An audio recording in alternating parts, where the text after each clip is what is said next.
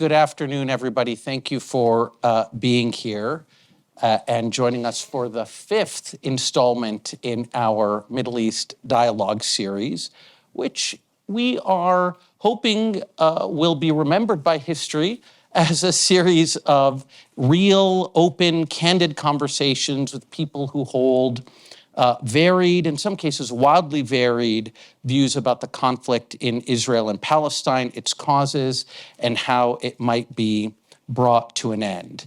And one of the reasons I decided to hold this series and to invite the people that I invited was because I believe that there's only so much that we can learn from, analysts who profess neutrality and who speak in sonorous tones and who strike these poses of analytic distance and who are consequently able to talk about these issues calmly and measuredly and say how unfortunate the situation is and how it requires leadership and empathy and whatever virtue one deems to be missing from both sides. And my conviction is that if peace is to come to that part of the world, it's going to be hammered out by people who hold strong beliefs, strongly opposing beliefs. And I felt that what I wanted to do was to bring those people to this campus and to see what we could learn from them and about them by talking with them and even in some cases arguing with them. And our guest today is somebody that I've argued with before. And I don't think I'm expressing any kind of bias when I say that our guest is somebody from whom I always learn an enormous amount when we argue. I might even go further and say I'm not even sure I've ever won when we have argued. And our guest today is Dr. Einat Wilf. Einat Wilf is an author. She's a former intelligence analyst, a former McKinsey consultant. I'll let you decide which one of those we should be upset with her for being. A former advisor to prime ministers, a former member of Knesset, and she's really become one of the most prominent articulators and defenders of the state of Israel's conduct in this war. And she is also, on top of all of this, a graduate of Harvard College, so this is her home, and a fellow political scientist. And so it's really my honor to welcome her here to the John F. Kennedy School of Government to talk about the war that her country is waging today and the decade-long struggle that Israelis and Palestinians are having over what is called historical Palestine or Eretz Israel, depending on whom you are. So you have all participated in this, or many of you have at least been here before, so you know the drill. Dr. Wilf and I will speak for about 45 minutes to an hour, and then we'll open it up to questions from my students and the audience, and we will try to end by 1:30. There's a couple of things I need to note. The first thing to note is that the event is being recorded. And so if you ask a question, you are thereby consenting to have your visage beamed across the known universe and preserved for all eternity. The second thing I will note is that we are very hopeful that this will be a civil discussion and that there will be no disruptions of any kind. It's very important that we're able to have the conversation that we need to have. The last thing I'll say is a thing about optics. So, I've been reading some of the reporting on our series, and the reporting on our series is so at odds with how I'm experiencing it. So I will read things that say, Masoud held a very intense and stressful conversation. And I'm thinking, no, it was actually quite fun. And even there's a degree of effervescence that I was experiencing. And you might see that here. Those of you who know Dr. Wilf and those of you who know me know that both of us conform to the stereotypes of our people and that we are very intense and passionate about our positions. And at least in my case, the more intense a conversation is, the more I'm enjoying it and the more I am evincing my respect and admiration for my interlocutor. So, there's this concept in the Jewish tradition called an argument for the sake of heaven. And to the extent that Dr. Wilf and I will argue, you should understand that that's what is happening. So please join me in welcoming Dr. Einat Wilf. Thanks for coming, Einat. My pleasure. So I wanted to start by getting you to reflect on something I read in one of your books. You described yourself as a former leftist who used to believe in the formula of land for peace. And I'm definitely not a leftist, but I'm somebody who believes in the formula of land for peace. Do you still believe in that formula? I differentiate between the notion that the conflict is only on land. So therefore, if land is handed over, let's say in the case of the Palestinians, the West Bank and Gaza, that is what is needed for peace. That absolutely, I do not believe anymore. It's not a matter of faith. We can discuss it. It's a matter by now of empirical experience. So the idea that the conflict is only about things that are related to land, that is certainly what I grew into, believed in, that the day that the Palestinians will have their state in the West Bank and Gaza is the day that we will have peace. As soon as I could vote, I voted for Rabin, I voted for Barak. I was euphoric in the 90s, like many Israelis of the peace camp. When Barak goes to Camp David, and people know Camp David was already symbolic because this is where peace was negotiated with Egypt, precisely based on the formula of land for peace. I believed in the vision of a new Middle East. And like many Israelis of the peace camp, I saw Arafat in 2000 and Abu Mazen in 2008 walk away from clear, concrete opportunities to have a state in the West Bank and Gaza, no settlements, capital in East Jerusalem, including holy sites. I lived through the misnamed Second Intifada, the butchery of the years following the negotiations in 2000. And I began to ask myself, what is going on? What do the Palestinians want? Because it's clearly not a state, because they could have had that and they walked away. And not only did they walk away, I see them not being criticized by their people. Mm-hmm. So not even a minor Palestinian writing in London an op-ed saying, "Are you nuts? We are on the verge of having everything we've ever wanted. Go back into the negotiating room, get us our state." And during this time, I'm invited to meet Palestinians. I work with Shimon Peres. At this time, I'm a member of the Labor Party. I still support two states, the poster child of the Israeli two-stater left. And I'm invited to meet moderate Palestinians, the most educated from the negotiation unit. And in the conversations with them, they basically tell me things like, the Jewish people are not a people. You're only a religion. This idea that you have a connection to this land, you invented it to steal our own. And I realized from the conversations with them that how they think about the conflict and how I think about it don't even meet. For them, the very existence of a sovereign Jewish state is illegitimate. And for me, I thought it was about things that have to do with land. And that takes me on a journey to look for Palestinian voices that will recognize the equal right of the Jewish people to self-determination in their historic homeland. And I can say that over, by now, a process of 20 years, I found only 3 such people who will clearly, specifically, publicly acknowledge the equal right of the Jewish people as a people to self-determination in part of their historic homeland. And this got me the research that became the book, The War of Return, and it led me to realize that this is the broadest consensus of the Palestinian ethos. So even though I continue to support that we live in 2 states side by side, I now understand that what has to happen before that can happen is that the century-long war against Zionism, against Jewish self-determination, has first to end. Yeah.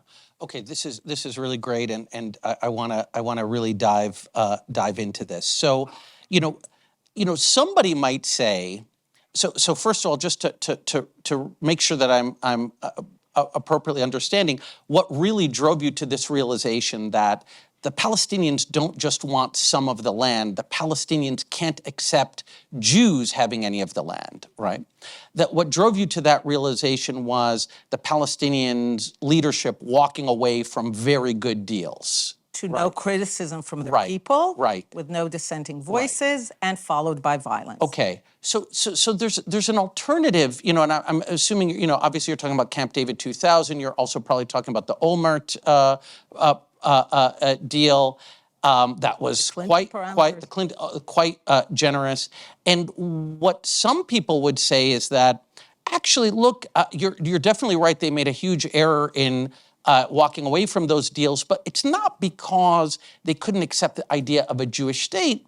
It's because they felt that there wasn't enough specificity, and I know you've actually talked about specificity, there wasn't enough specificity in the Israeli proposals. And, you know, somebody who said that on this stage was Jared Kushner. He said that the deals weren't actually very well fleshed out. The first one that actually had a detailed map, he says, was his. But even, you know, Olmert says, you know, I had actually come to close to an agreement with Abu Mazen, the Palestinian president, Mahmoud Abbas. He was willing, for example, to give up on the right of return, except for a small token number.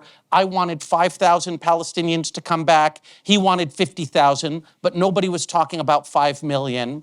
And because then Olmert was, you know, no longer going to be prime minister, they didn't feel that that was the right time. But the point is that it seems like your description of the gulf between Israelis and Palestinians is much vaster than the empirical reality. What am I getting wrong?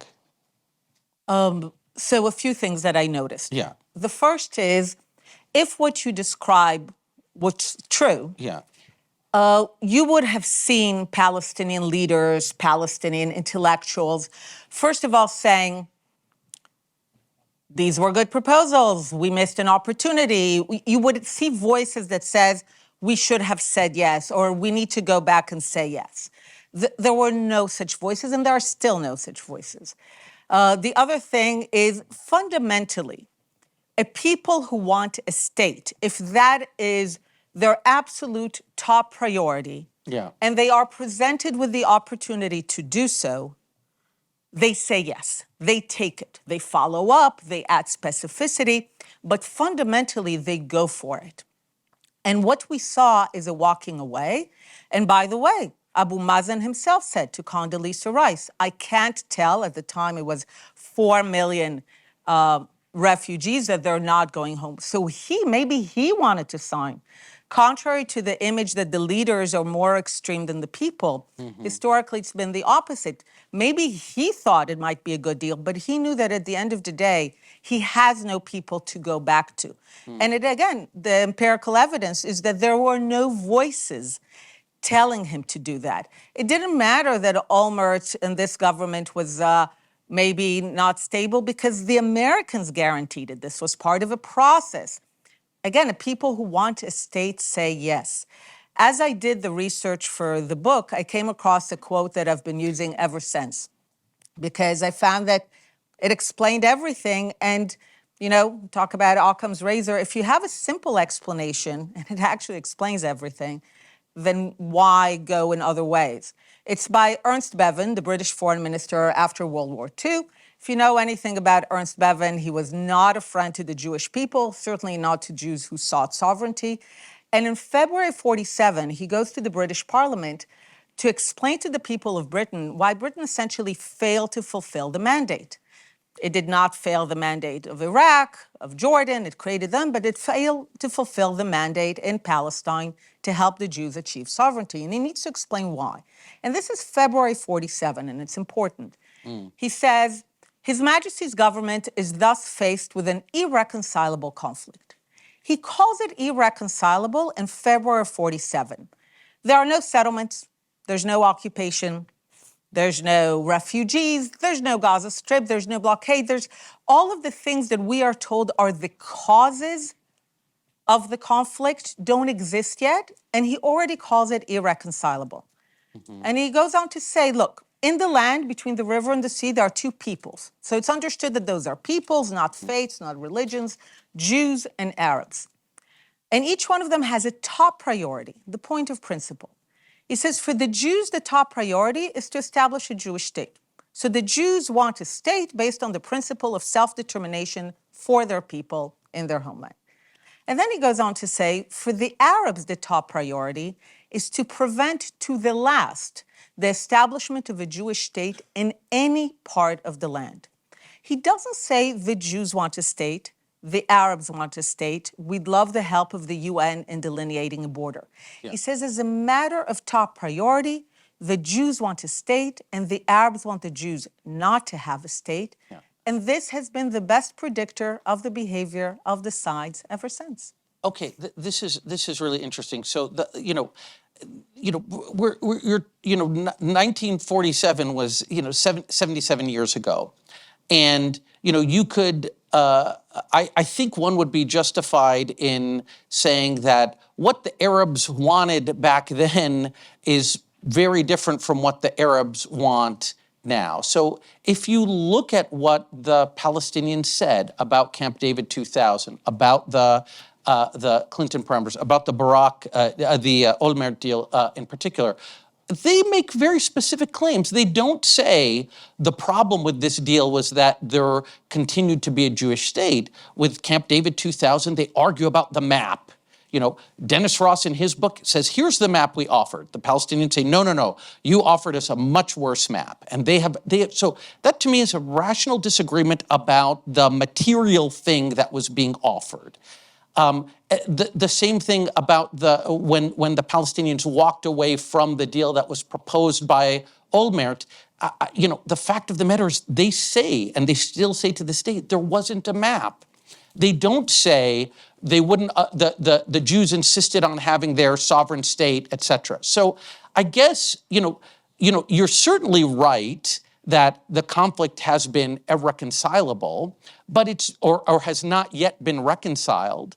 But the reasons for that have changed over time. So my view is try to think empathetically here, okay? So I'm also quite aware of the argument I'm about to make being made by a guy with my name and appearance. People will think I'm opposed to Israel, so I'm not. But if you're an Arab living in what is then, part of Greater Syria, part of the Ottoman Empire, and near Jerusalem, and suddenly there are these Jews who everybody believes, even Muslims believe, have a connection to this terror, but they're now coming in large numbers from foreign countries. It's just a natural tendency of these people to think, hey, I don't want this immigration to happen. I'm not, in the United States, people are opposed to immigration. And so it feels like you're taking what is a very natural tendency to a group of, that any group of people might feel to an influx of immigrants, and you're reading into it this endless, eternal opposition to any kind of Jewish presence or Jewish sovereignty in any part of this land. And I feel like in 2024, that's not what the issue is. So I will make the case that it is, and I'll go back to where I said. First of all, when I say that this is the conflict, I'm not making a judgment. This is a description. I clearly would like the conflict to end with a Jewish state remaining and thriving in part of the land, at least. But when I say that this conflict is between the Jews wanting a state and the Arabs wanting the Jews not to have a state, this is a description. And what I find fascinating, so I'm not saying that, okay, this side, each side believes that they're right. So for example, when I make that case on social media, no one from the Arab side, maybe some Jews, but no one from the Arab side will ever disprove this argument. They will dig deeper. They will say that Zionism is colonialism and racism and apartheid and white European. They will justify their position, why the Jews should not have a state, but they will not say, what are you talking about? Our only problem is with the settlements. Even all the arguments that you said, there was a map, there wasn't a map, none of them are arguments that say, what we should have said yes to is this, or the only thing that was standing between us and an agreement was that. They dispute certain elements, but they don't ultimately say, this is our vision. And as you know, it's not that it was in 47 and nothing happened since. Every year since 47, the rejection of partition, the going to war, the maintaining of perpetual refugeehood, unlike all other conflicts, creating this idea of a right of return, which has become essentially the best indicator to know whether there is an agreement to a Jewish state or not. And you actually cannot find a single moment since 47 to the present where there is a clear Palestinian vision of peace in which the Jewish state is standing. And this is marked by a clear declaration that the perpetual refugeehood is over and that there is no right of return into the sovereign territory of Israel. So this is missing, meaning that, again, if you look at the entire span, there was indeed a consistent rejection of a sovereign Jewish state. So, for example, during all the years of negotiations, when Palestinian leaders said 2 states, what we didn't hear or listen is that they continued to argue, even Abu Mazen, that the right of return is holy, sacred, non-negotiable, belongs to every Palestinian in perpetuity. So if you put 2 and 2, saying 2 states plus the right of return says an Arab state in the West Bank and Gaza and another Arab state to replace Israel. Again, there's no Jewish state anywhere. Yeah. Well, okay, this is really important. I mean, because the crux of the matter is you're saying because Palestinians continue to insist on a right of return to the places from which they left and or were expelled in 1948, that basically means that they want to, if the right of return were exercised, they would be a majority. There would be no Jewish state, and I will say one piece of data that I think supports your proposition, and several pieces of data that I think lead us to doubt it.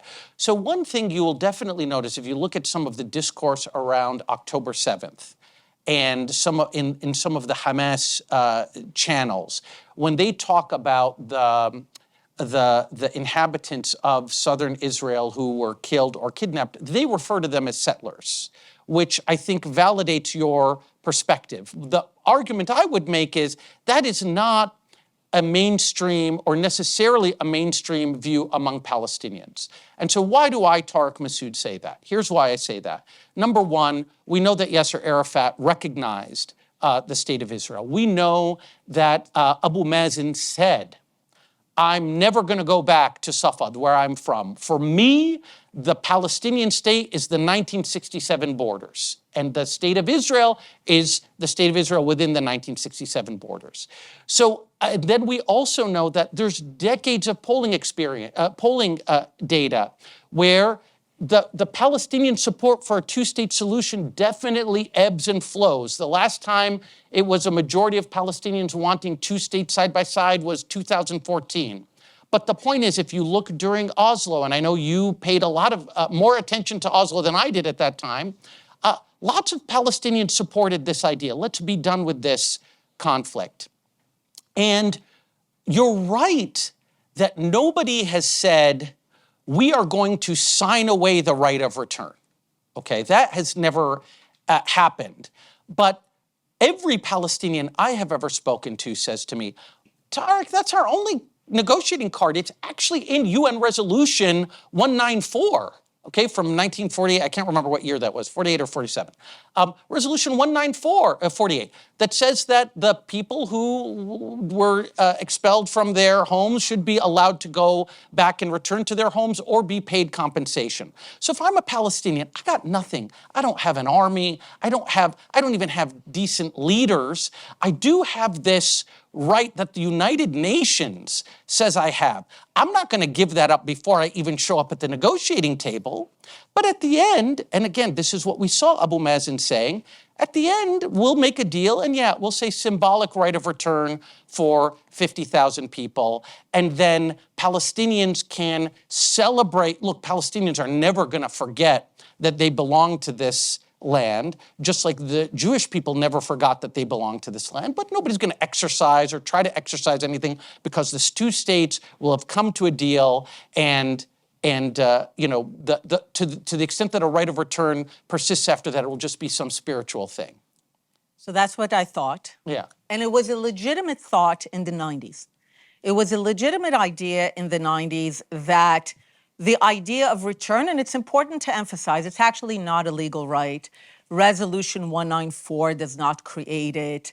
It was a proposal for peace, which the Arabs, of course, rejected, then taking one subsection, giving it an extreme interpretation. But it's not, if only for the obvious reason that UN General Assembly resolutions don't give rights. It's not a legal right by any means. But you're right that Palestinians believe it is.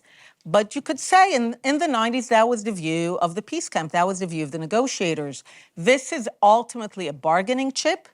When the Palestinians will have an opportunity to bargain that away for a state, sovereignty, independence, they will bargain it away for a state, which is their priority. Mm-hmm. And what we saw twice, that they bargained away the state in order to keep fighting for this idea of return, which is mostly an indicator, again, of no Jewish state. So by now, we need to deal with the empirical proof that they have walked away, they bargained, they did not treat it as a bargaining chip. Even Abu Mazen, when he in an interview said that he himself does not plan to go and live in Tzfat, in Safed, I don't know if you know, but his son and grandson immediately went to YouTube. Ironically, they're the ones who were not born there, and say, we are going to return. And Abu Mazen immediately also clarified that that is a personal decision, thereby, again, emphasizing that it is a right that belongs to every individual in perpetuity. So we're now in a point that if we actually want to get to peace, and we understand that this is the core issue, and it is, because contrary to what you're saying, when Arafat recognized Israel, he recognized Israel as it exists, but continued to insist on this idea of return. So to recognize that Israel exists and insist on return is again to deny the Jewish right to self-determination. There was no acknowledgement of that. And again, by now we have enough experience that we know what to look for. So in order to get to peace, we first have to remove that obstacle, because we will never have an agreement as long as the vision is that there cannot be a Jewish state. Yeah.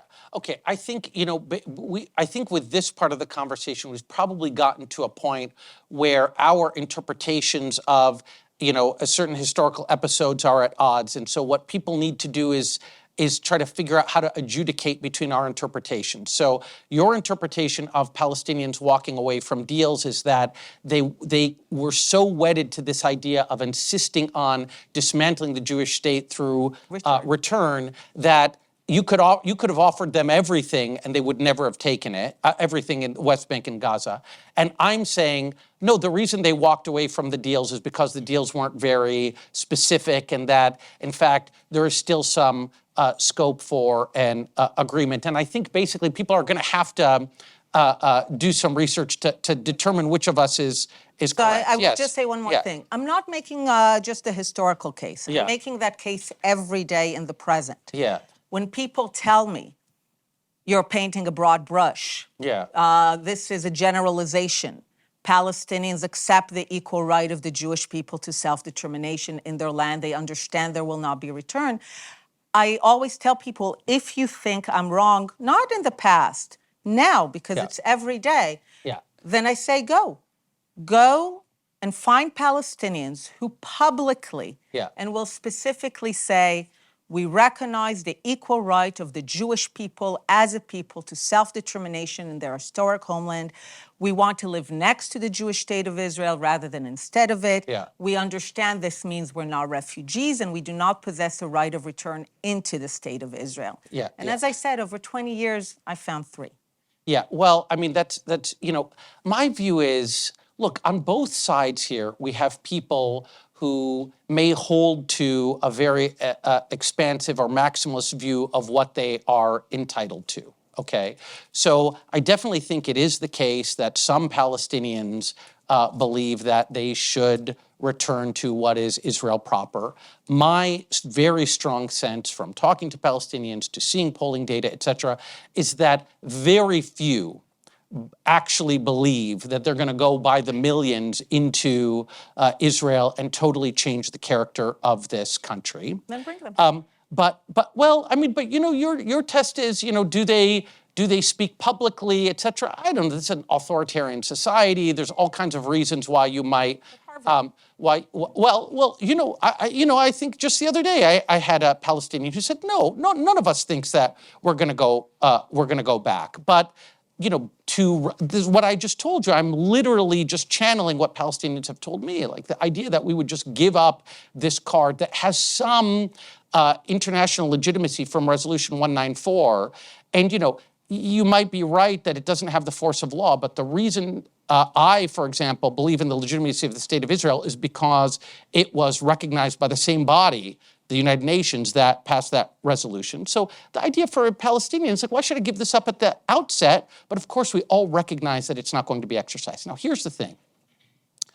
On the Israeli side, there are also people who believe in a right of return, not just to the state of Israel within the borders that you and I would both recognize, but also to what in Israel is called Judea and Samaria. This is the West Bank, okay? And those people, these are the settlers, those people are actually aided and abetted by the Israeli government. The Israeli government is annexing land. The Israeli government is supporting these settlers. So how about talking about those people and that right of return as an obstacle to peace? So first of all, again, that's not a right of return. They're settling there not in the name of any right. Again, the idea of right of return is very specific and was created in a very specific way. I have repeatedly said, again, I think the settlements have been Israel's most wasteful project. I have written a series of essays calling for Israel to delineate a clear border, even not withdraw. I sometimes call it yes to the occupation, no to the settlements, essentially not withdraw the military as long as there is a state of war, but no need to expand settlements. The difference at the end of the day, and that goes, again, to the core of the conflict, is the numerical imbalance. The Jewish people, as long as we care about being sovereign in the land of Israel, which we do, we are destined or damned, choose your word, to remain a tiny, tiny, puny, ethnic, linguistic, national, religious minority in an Arab and Muslim Middle East. The 7th century conquests were hugely successful, well done. We will always remain a minority. Sometimes I tell the story that when Israel declares independence in 1948, the ratio of Jews to Arabs in the region is 1 to 50, 5-0. So Ben Gurion calls on Jews from all over the world to immigrate to the nation states. It's a huge success. More than 3 million Jews come in Israel's existence. He calls on Jews to make a lot of babies. Also great success. Israel is the most fertile OECD country. We are more than 10 times the number of Jews we were when we declared independence. The ratio of Jews to Arabs in the region today, 1 to 60. So they've been busy too. And essentially, there's... It's a very romantic region. Yeah, I don't know. Exactly.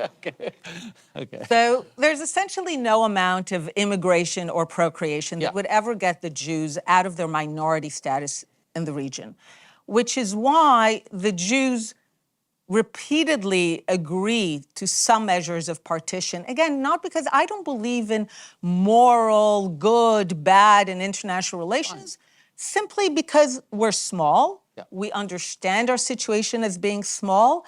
And this is why right-wing governments and left-wing governments always agree, whenever there's even an opening, agree to various schemes of land for peace, partition, agreements, because again, we're small and... Right. But I guess, so you're agreeing with me, though, that settlements are not helping the matter.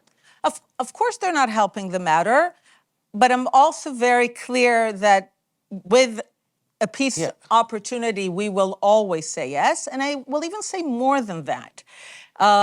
Again, I am not supporter of it. I consistently write about delineating a border. But we can show a few things empirically. We can show a few things that settlements are not the reason we do not have peace. Again, there was no settlements essentially until the mid-70s, and you have already decades of clear and consistent opposition to a Jewish state. The nature of the conflict was different then. It involved other Arab countries. The Palestinians didn't have, had no kind of self-determination or ability to chart their own course. As I'm sure you know, if you look at the maps of the PLO, it's hard to find them between 64 and 67. If you look at the logo, the Palestine they seek to liberate is Israel within its 67 border. Yes, sure. But even after that, we talked Barack, Clinton parameters, and Olmert. They offer a state without settlements, and they still walk away. So that's not the reason. Sorry, go ahead. Finish. And again, Israel has demonstrated its ability. I agree, it's stupid to build and then dismantle. But Israel has repeatedly demonstrated its ability to ruthlessly dismantle settlements for peace, and even much less than that. And we will do so again for peace. But we want to know that it's peace. So that's a very helpful thing. I will say two things. You have more faith, I guess, in the current configuration of the Israeli government in its willingness to. I see it as dramatically expanding settlements in the West Bank, annexing land, et cetera. We know that Netanyahu at one point wanted to annex basically all of Area C. So this is a great example, if you allow me. Sir, can I just finish the point? Of course, yes. Because, one of when I first became an admirer of Einat Wilf, it was because she wrote an article in The Atlantic after President Trump had decided to move the U.S. Embassy to Jerusalem. And you said, I wish he had said that we are moving the U.S. Embassy to West Jerusalem, because just as Einat Wilf believe that the Palestinians need to give up on the idea that they can move to the West, Jews need to give up on the idea that they can have the East, and East Jerusalem should be the Palestinian capital, etc. And I thought that was extremely wise. It is exactly what I think. And when I'm now asking you about the fact that the Israeli government has not been listening to you, your response is to say, well, but that's not the cause of this problem. And, we're not doing political science here. I don't know how much, what the coefficient on that particular term in the regression is, but clearly you've got to admit that that's part of the problem. And then the question is, okay, what's the solution to that problem? We've got a lot of people in Israel who think they think they have some spiritual right of return to Judea and Samaria. And I think Einat Wilf would say, those people can have those crazy views. If we come to a deal with the Palestinians and we enforce it, we're going to have some of those people kicking around who still think that, but they're not going to be able to act on it. And what I'm saying is that could also happen on the Palestinian side. There will be, from now to the end of time, some Palestinians who say, oh, I should be able to go back to wherever, Modi'in or whatever. But, they're not going to be able to. We don't need, in other words, to have every single person, every single Palestinian become a Zionist in order to have peace with these people.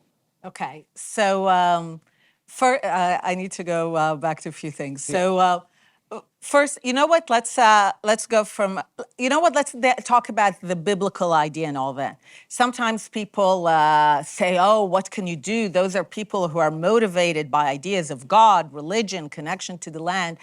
And I always tell them, notice how there is biblical land in the Sinai, there is biblical land in Lebanon, there's biblical land in Syria, there's certainly biblical land in Transjordan. They had the kingdom. There's biblical land in areas A and B.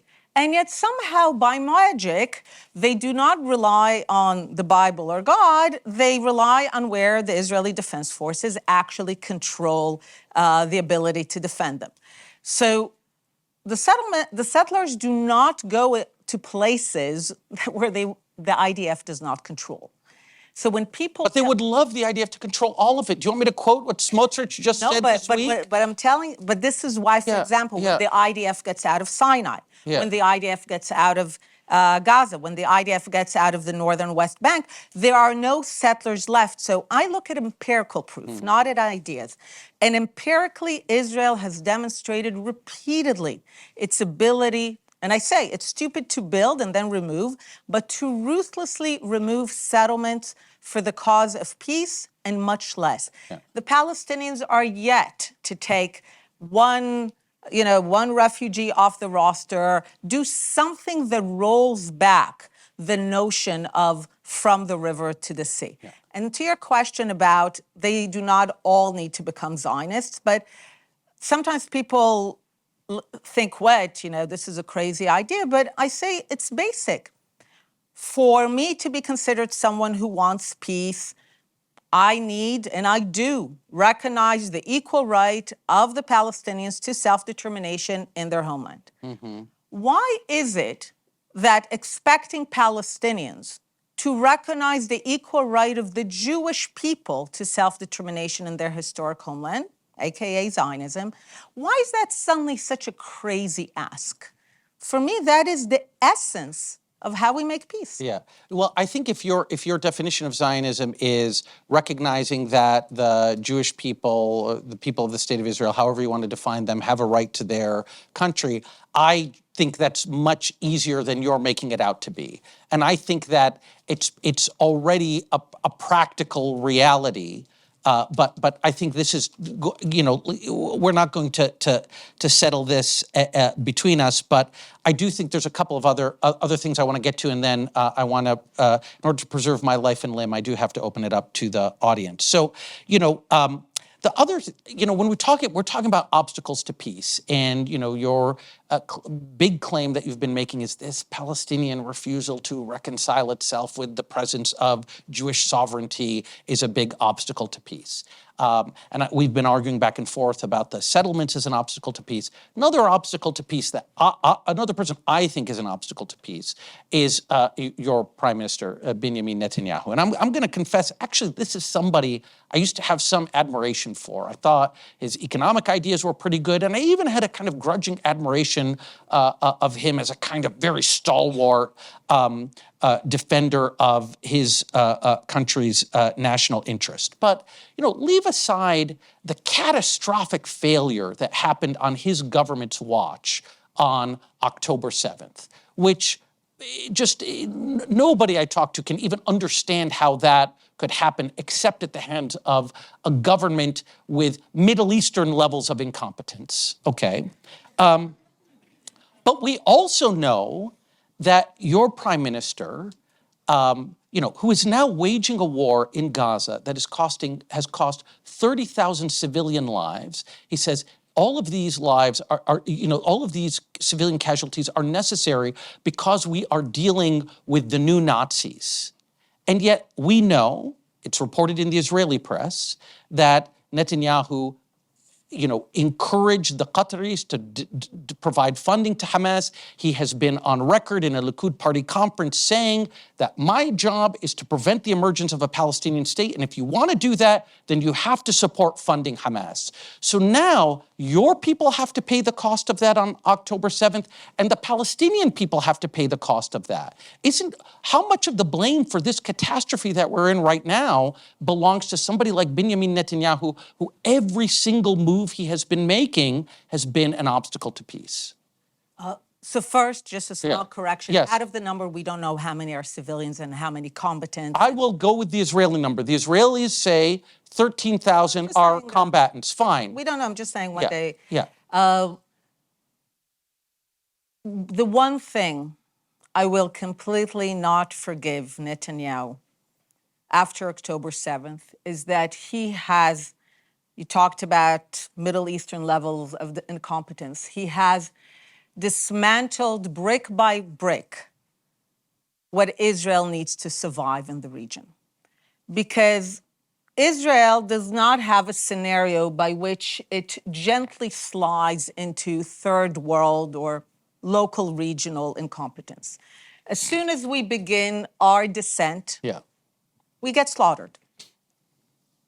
Because fundamentally there is still opposition to our very existence as a sovereign state. So what he did is he essentially gutted everything that made Israel excellent, from politics to the civil service to science to education. And the notion that the Jewish state could somehow go through that and survive is the one we're living through. Now, specifically on his policy on Hamas, this is something, and unfortunately, it's not just him. It would be so easy if it were just him. There were so many people who refused to engage with the Palestinian ideology and to understand that we can never move forward without that ideology changing. And a lot of people were under the impression that you can bribe people away from what they believe is a noble cause. So, and this is for years, I've been going and meeting with people and telling them this can't continue because on the other side, there is a total ideology that will never be just bribed Talking away. about Hamas, or are you talking about, because I thought we were talking about Hamas, but you keep saying Palestinian ideology. If there's a Palestinian ideology of which Hamas was just an example, then we wouldn't have had the division between Hamas and Fatah. You know, they clearly have different visions for this polity. Hamas doesn't want to coexist with Israel. Fatah, the PLO, you know, we can argue about it. They've definitely negotiated over it. So I guess I'm confused. Like, I thought we were talking about Netanyahu supporting Hamas, and you're saying, no, the problem is what? That he... So first of all, the idea that Hamas is some kind of alien force... Not alien, to the right-wing, hard right. And Netanyahu supported them. And thereby preventing or making it hard, and he gave them resources and consequently made it possible for them to perform. Look, before October 7th, there were protests in Gaza against Hamas's poor governance. Those protests might have come years earlier had Netanyahu not been handing them money in suitcases. I think a lot of things could have happened years earlier, but I want to take it in a few elements. Yes. Hamas is the most brutal executor of this ideology, but fundamentally, it remains the Palestinian ideology of no Jewish state. It's not disconnected. Hamas came from that, the notion that it can be distanced, that it's separate, that it doesn't represent. I even noticed you tried here, and no, it actually does. You see it. People are not condemning October 7th. They're not distancing themselves from Wait, sir, Hamas. what did I try? What did you say I just tried? You tried to one of the speakers here to say that it's separate. Even gotcha. she didn't. Okay. So I think, indeed, the fact that there was not sufficient appreciation that this ideology is real, it's deeply held, and that people are going to divert the resources to execute it is, for me, a massive failure, which I wish was only his. Yeah. I half jokingly tweeted when people said, you know, he prevented a Palestinian state. I half jokingly tweeted that it's not nice to take credit for the one achievement of the Palestinian movement, because it's essentially, he can claim it all he wants. But again, I look at empirical behavior.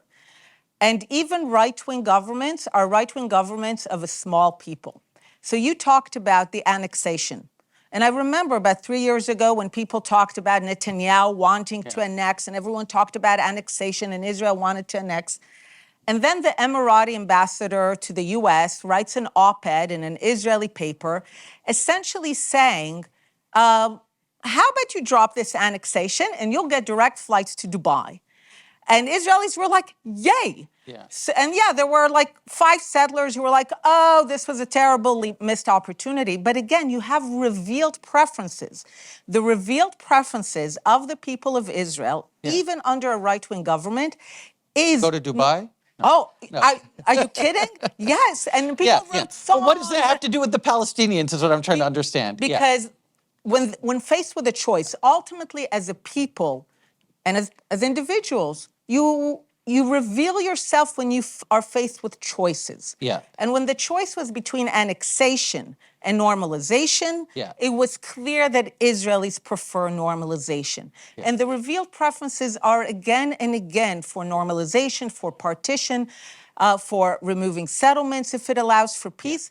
Again, not because we're good or nice or moral, because we're a minority. Can I say one thing? So, by the way, I definitely agree with you on what I think the mainstream Israeli desire, the mainstream Israeli opinion is. But I just think you're not giving enough credit to the Palestinians. So the Hamas charter, if you can read 1988, terrible document, but Hamas offered a kind of addendum to it in 2018. And lots of people say, this is where Hamas accepts a two-state solution. I frankly don't think that's where Hamas accepts a two-state solution. What Hamas says in that document is basically, we don't think there should be Jewish sovereignty, etc. However, we agree to two states because this is the Palestinian consensus. So even Hamas is saying in that 2018 document that Palestinians in general have come to this view that we should just live in our state alongside the Jewish state, which again suggests no, to me— they don't say that. They say plus the right of return. They even say that in their declarations now. Well, I guess what I'm just trying to get to is that you have a particular description of what the Palestinian position is, and we don't have very good polling data, but there's a lot of evidence to suggest that the Palestinians have come to terms with the fact that there is a Jewish state that they will have to live alongside. Do they have to like it? Do they have to actually sign on to all of the principles of Zionism? No, no more than Israelis have to sign on to the idea that the Palestinians are indigenous people and not Arab conquerors, which is something you just alluded to. I don't need you to believe that. I don't need— sorry, did I put words in your mouth again? Sorry. I don't need— let's say somebody— I know some Israelis believe this. I don't need an Israeli to believe that the Palestinians are deeply rooted and are more rooted in the West Bank than Jews are. I just need both sides to recognize that this is where we are, and So can I just, because we're coming to the time for questions. So there are two things I want to ask you about. The first is, you are a very humane person. You recognize obviously the tremendous human cost of what is happening now in Gaza, and my former colleague, Samantha Power, now says there's a famine in northern Gaza. We've had 30,000 people. If you want to say only 17,000 of those people are civilians, I'll sign on to it. 17,000 people, too many. Most of those are women and children. We see the ICJ case about accusing Israel of genocide. We see President Biden is now increasingly becoming tough on Prime Minister Netanyahu with respect to Israel's conduct of the war. We even saw former President Trump say, you can't have this going on. Israel has to be very careful. If for no other reason that Israel's conduct of the war is causing it to lose massive support and legitimacy among people who count themselves as friends to Israel, don't you think it's time for a ceasefire? So my question is, what would be the content of it? Because things have to be specific. We all in Israel ask ourselves a very basic question. Had we known when all the previous times we were pressured into very quick ceasefires in previous rounds? In 6 months, not quick. Not this time. I'm Okay. saying in the previous rounds. Had we known that in that we were enabling October 7th, would we have agreed then? And this is how we think. What, if we agree, what will we be enabling? So the question is, be specific. What does a ceasefire mean? Is Hamas left standing? Do they keep the hostages? Do they disarm? I think this is an important moment to understand what's going on in terms of how the fighting happens. This is not some normal urban warfare. This is unprecedented situation, probably in military history, where not a terrorist group, a governing power, governing land, has created a complete enmeshment of the entire population with its war aims, creating underneath a vast network of tunnels with piers that go into schools, mosques, hospitals. And in every apartment, there are weapons. And the way that Hamas operates is that it goes under the tunnels, enters a shaft, goes to an apartment. The weapons are already waiting there.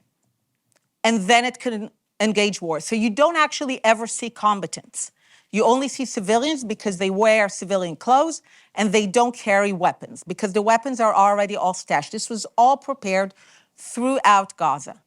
So this is so completely enmeshed that the entire fighting takes place in a situation that is unprecedented. I have no doubt 5 years from now, in an obscure military journal, there will be people writing how Israel fought this war in a combatant to civilian ratio that was impossible for people to imagine that it could be achieved, given how completely enmeshed and was given how ingenious the fighting strategy was to really make it disperse throughout the civilian population. And people will say that was a remarkable achievement. But that will be 5 years from now in an obscure military journal. And by now, as you're right, people have unleashed, I would say, the vilest libels. So I am not opposed to a ceasefire, but I want to know what that means. Right. Because if just saying words is not serious policy. So is Hamas left standing? Are the hostages released? Is it disarming? Yeah. Is it, and if not, who will guarantee? Because we were promised guarantees in the past that didn't materialize. So be specific. No, I think that's right. I think obviously the hostages need to be released, and one of the most distressing pieces of news recently was that Hamas said it couldn't find 40 hostages that fit the description that Israel is looking for, which suggests that many of the hostages may no longer be with us. I guess what I would say is I just want to know, I don't know if 972 magazine is in your view repeating libels as an Israeli magazine, and what they're saying is that the way that Israel is prosecuting this war is fairly indiscriminate. You could imagine a different. You're saying that Hamas was ingenious. Israel could have possibly been more ingenious. The Netanyahu government could have done what Jared Kushner was proposing, which is to create safe zones for Palestinian Gazan civilians and then conduct the military operation.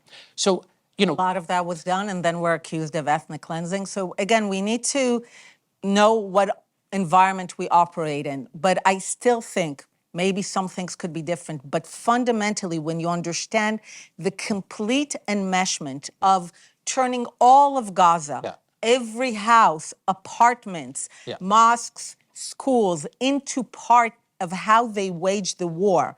And then the destruction is part of that. It's not something just wanton. It's because it's related to how this war is waged. And again, we need to go back. If people say ceasefire, what does it mean?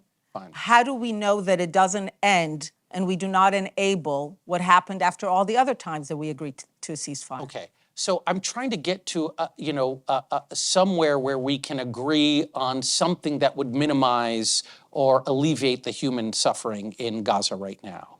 And, right now, Israel's in control of much of northern Gaza. You have written in that, what Israel should do is, we should take northern Gaza, we should be in control of northern Gaza, Egypt can be in control of southern Gaza, and if people who live in northern Gaza want to come back and they want to have the food and the aid that we're going to give them, they have to go on camera and say, hey, I give up any right of return, I am not a refugee from Israel proper, etc. And that I felt was surprising coming from the deeply humane and person that I know you to be. The idea is Einat Wilf really saying that we need to have like a political test for Palestinian refugees from northern Gaza to just go back to their houses? Like, wouldn't it be better for the state of Israel to say, it's fine that these people are not Zionists, but my humanitarian impulse is so great, my responsibility and my respect for human life is so great that even though I know those people don't believe in my right to exist, we will provide them food, we will provide them shelter, we will show that we are indeed the most moral army. Why isn't that the right answer? That was part of a question Yeah. of how do we move to a different future? Yeah. Because again, the issue is how do we get out of here? Yes. How do we ensure that it's not a cycle of ceasefire and Hamas rebuilds? This is what we've had for so long, a century-long war. How do we get out of it? And once you understand that the core of the conflict has always been one, the rejection of a Jewish state and any borders, then at least that was a way to start moving forward. The idea was to separate between a zone where the war goes on. Egypt has been completely delinquent on its responsibilities to supply. Israel has gone above and beyond to supply at a time of war. I've looked into the law. But the idea was to create a sanctuary area where you begin to create a different future. I did it based on looking at the what the Americans did in Japan after World War II, what the Allies did in Nazi Germany. How do you begin to transform a total ideology so that we can move to a world of peace? And that was the idea, to create a zone which we say, here we will build, here we will reconstruct. Because by now, I've been on record for years now saying, as long as the ideology in Gaza remains from the river to the sea, I said it for years, you are guaranteed that every dollar, every bag of cement, after every round, there was always money and aid flowing for reconstruction. I always said, given that this is the ideology, all of this will go to building more tunnels, because as far as they're concerned, Gaza is not home. Yeah.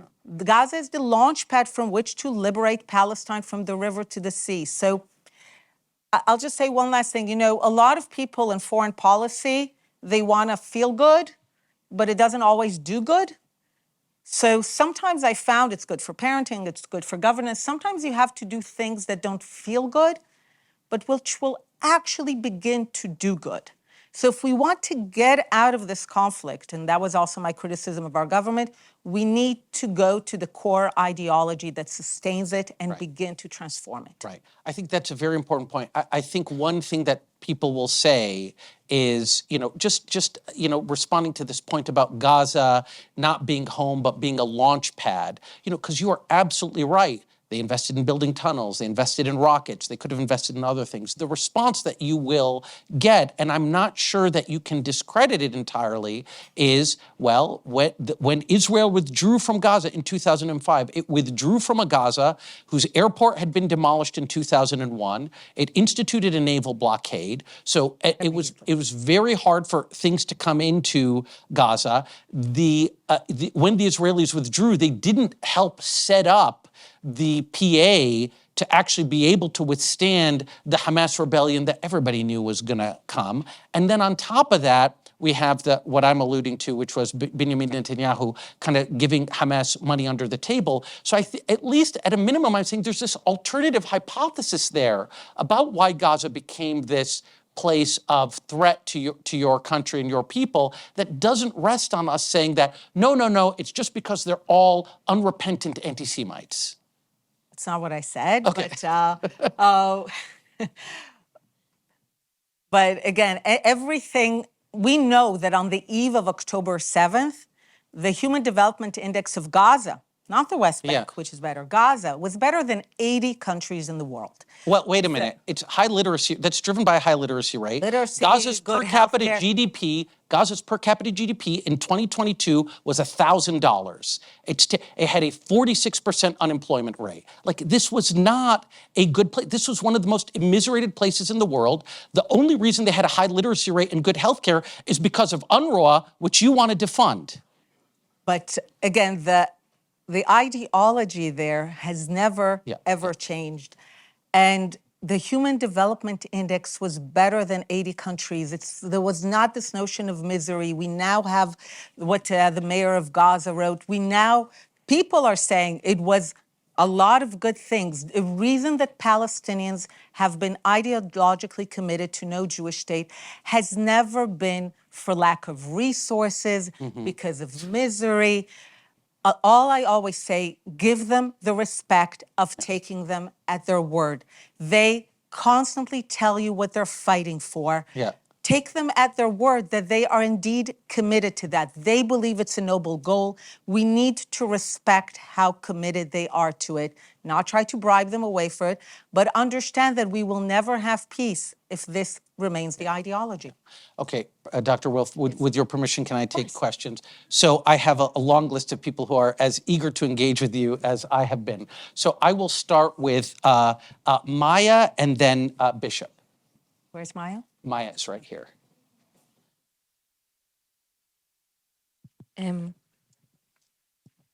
Okay. Hi, thank you very much. So I'm Maya. I'm an Israeli student here at HKS. And my question is, the way I understand what you're saying is, it's not that land grab is an obstacle for peace, and it's not that giving land back will help us get peace, until the Palestinians change their ideology in a deep way, there's nothing we can do. Now, I see a few political actors in Israel that basically agree. I see Smotrich, or the settler movement, that basically says the same, and their solution to that is ethnic cleansing or immigration from choice. And you also see the wing, the faction that Netanyahu represented, but as you said, many others too, of, listen, there's nothing we can do. The best we can do is to manage the conflict. We have to live with rounds of violence, now October 7th. What's your proposal? What can Israel do proactively moving forward so we'll have a Palestinian partner? Is the war we're conducting now in Gaza, is settler violence that is basically not being policed at all, and huge expansion of settlements in the West Bank, is that helping to create the partner we want to have on the other side? Thank you. So, and you also talked about it, if this were an equation. So there's a lot of things that are kind of, you do this, you do that, but they're not going to the core issues. So what would I recommend? And I've written a lot about it. First, define the goal. And I think we have not done that well in the past. Define the goal clearly, that the path to peace is Arab and especially Palestinian acceptance of the equal Jewish right to self-determination in part of the land, with the implication that there's no perpetual refugeehood and no right of return into the sovereign territory of Israel. So first of all, define it as the goal. Sometimes I call myself a long-term peace activist. I don't know how long things will take, but this is the goal. Step two, remove all the fuel that undermines this goal.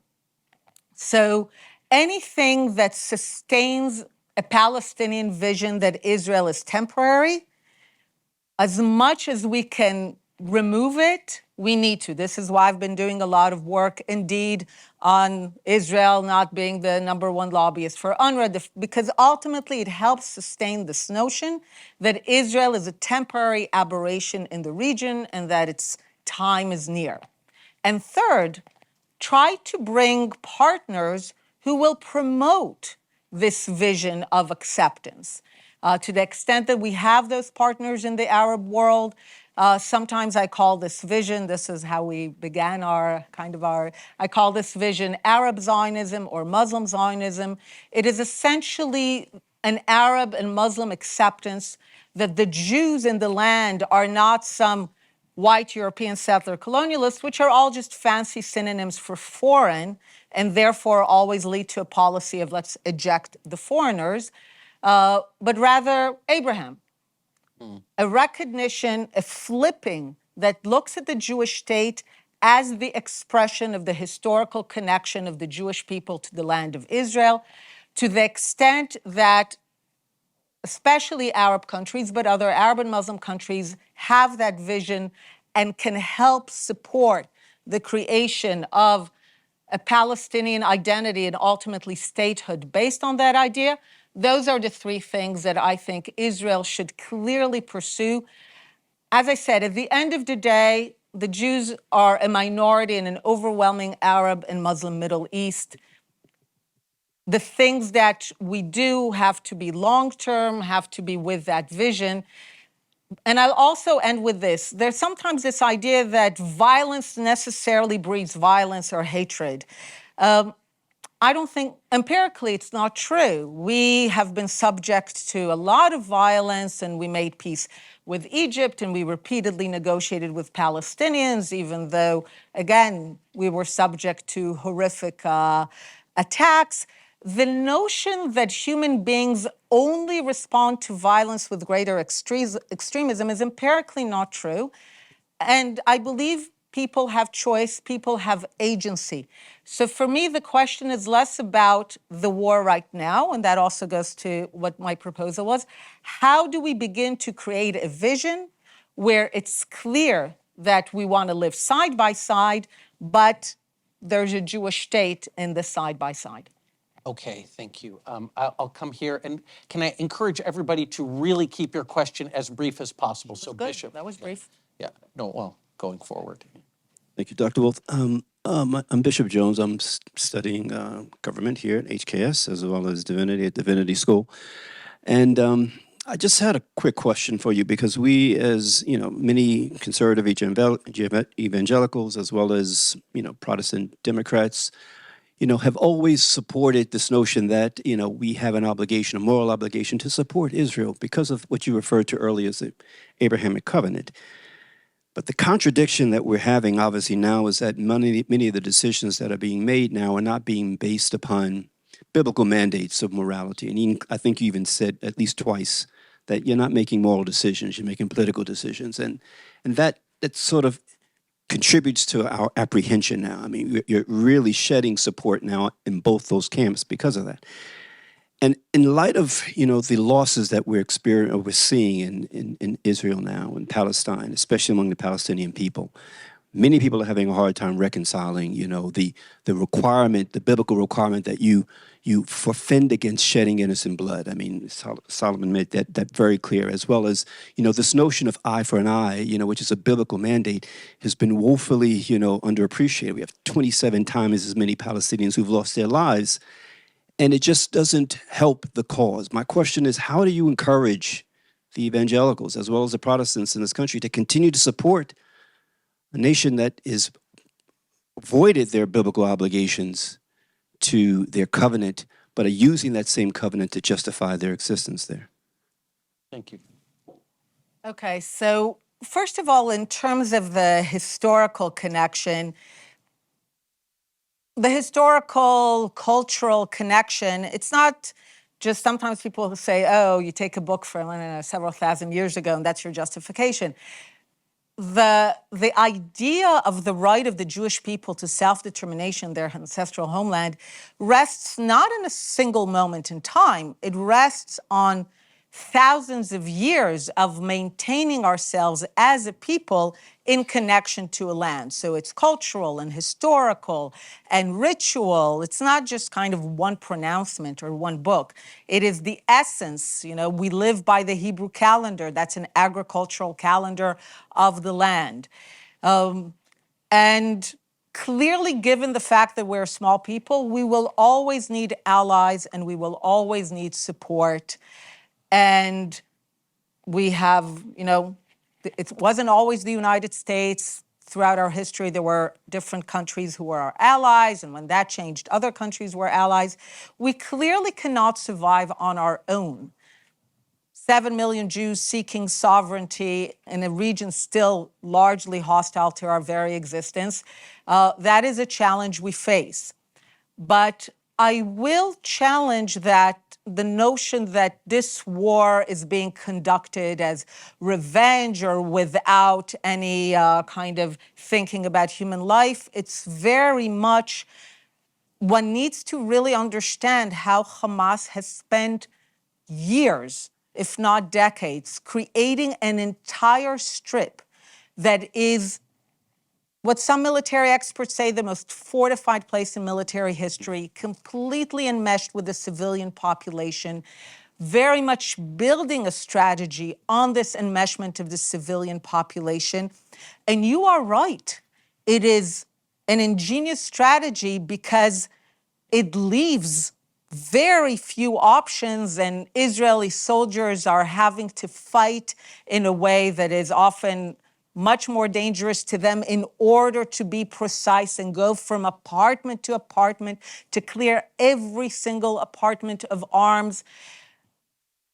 But we need to get to a different future. So we are waging this war because we need to make sure that what happened on October 7th cannot happen again. And unfortunately, we're standing against an enemy that still says that it will do so again and again and again. We have repeatedly agreed to ceasefires in the past and then received this.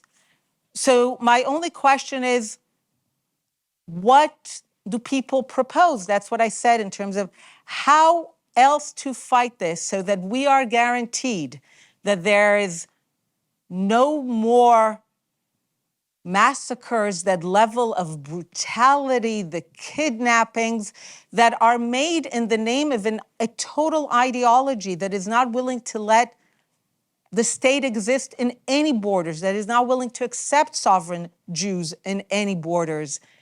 We are fighting it in a way, we are the people who are the least interested in civilian casualties. We would love it if Hamas had created nice, neat areas of fighting. They would wear their kind of uniforms and we could find them. But there's no clean shot all across of Gaza. And you're right, we are now at a point where the world is essentially telling us, stop it. And Hamas is standing, they have the hostages, a lot of the infrastructure of the weapons and the tunnels remains there. And something dark has been unleashed into the world, which basically tells us, don't defend yourself. I want to take more questions, Sure. and I know we have to end by 1:30. And so the next person I have is Jonathan Sain Moses. No. Oh, it was the same question? Okay, very good. So let me come to Shelley.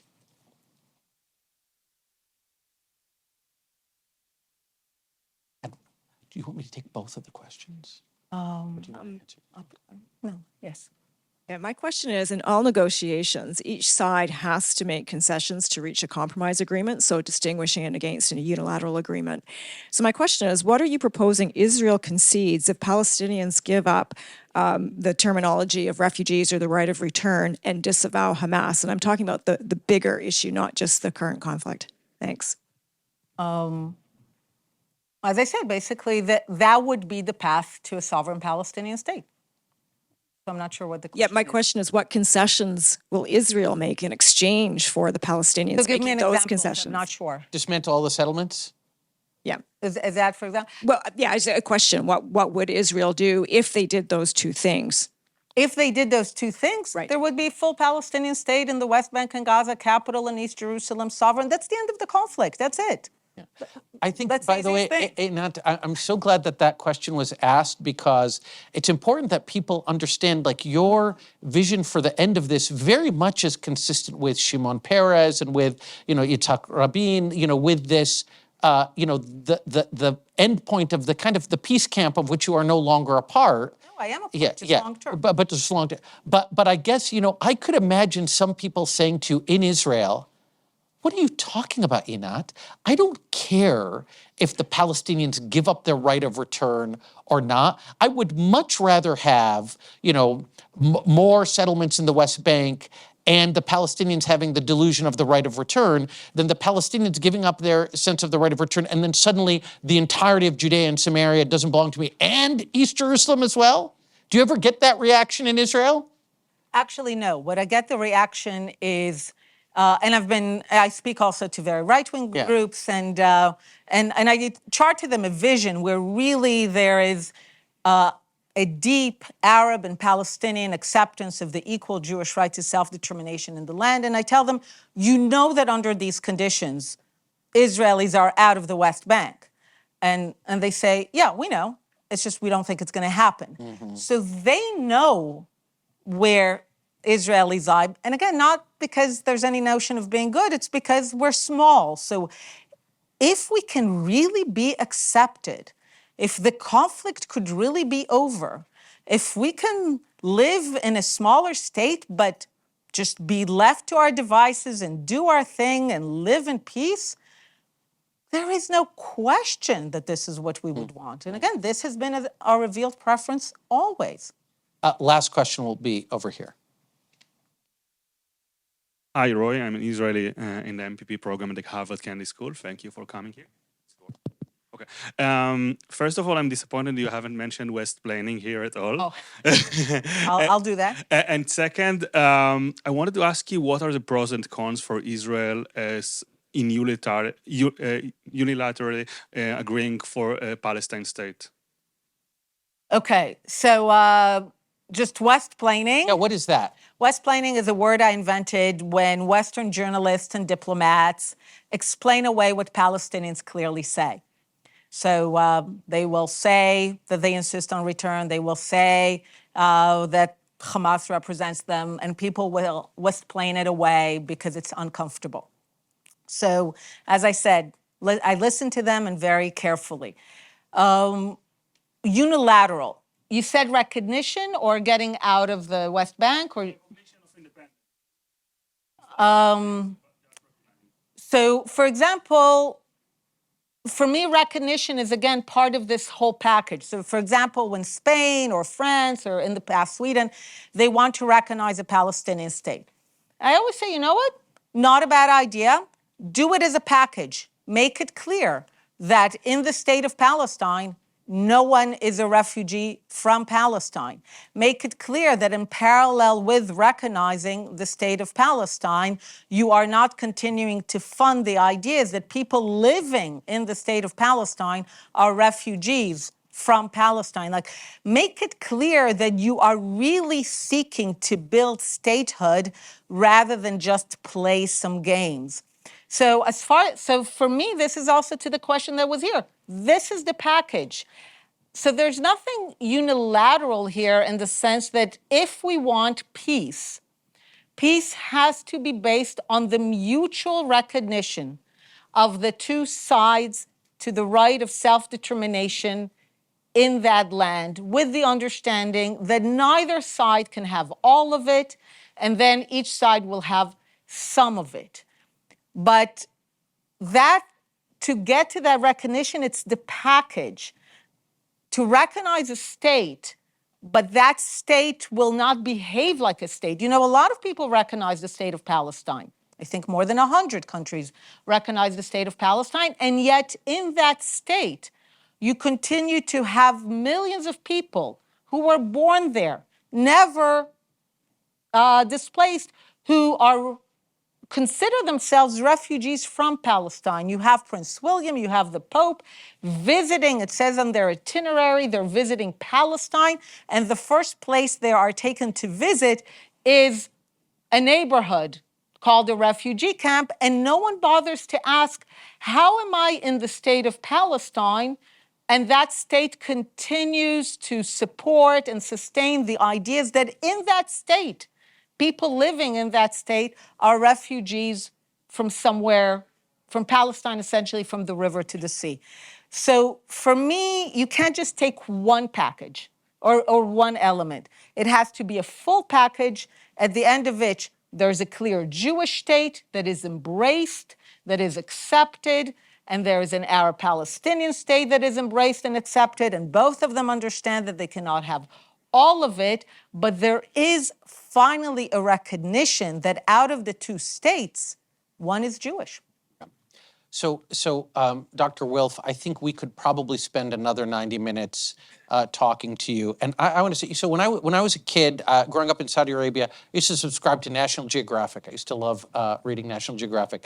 And there's an article in one of these articles was about Suleiman the Magnificent, the Ottoman Sultan. We would probably agree that it would all be great if we could go back to the Ottoman Empire. But Ben Gurion thought he was going to be a lawyer in the Ottoman Empire. But But there is a line in that National Geographic article where they referred to a poet who yearned not for the day of judgment, but for the day of understanding.